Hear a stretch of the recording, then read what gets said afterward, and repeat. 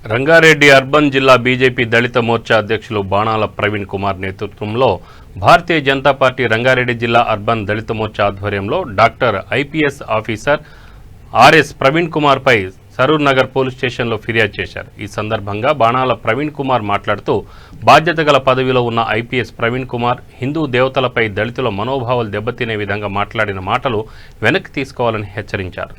హిందూ సమాజం పట్ల ఎవరైనా ఇష్టం వచ్చినట్లు మాట్లాడితే భారతీయ జనతా పార్టీ చూస్తూ ఊరుకోబోదని తగిన గుణపాఠం చెప్తామని ఘాటుగా స్పందించారు.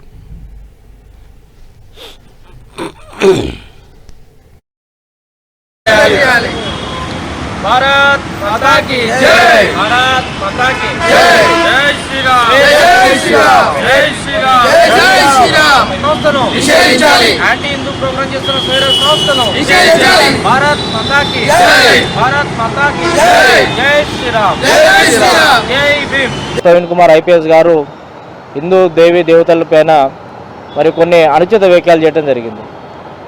ఈ అనుచిత వ్యాఖ్యలు యావత్ భారతదేశంలో ఉన్నటువంటి తెలంగాణలో ఉన్నటువంటి దళిత సమాజానికి దళిత హిందువులకి అందరి మనోభావాలు దెబ్బతీసే విధంగా ఈ డాక్టర్ ఆర్ఎస్ ప్రవీణ్ కుమార్ గారు మాట్లాడటం చాలా దళిత సమాజానికి అందరూ కూడా ఎంతో ఇది దురదృష్టకరమైన దినం.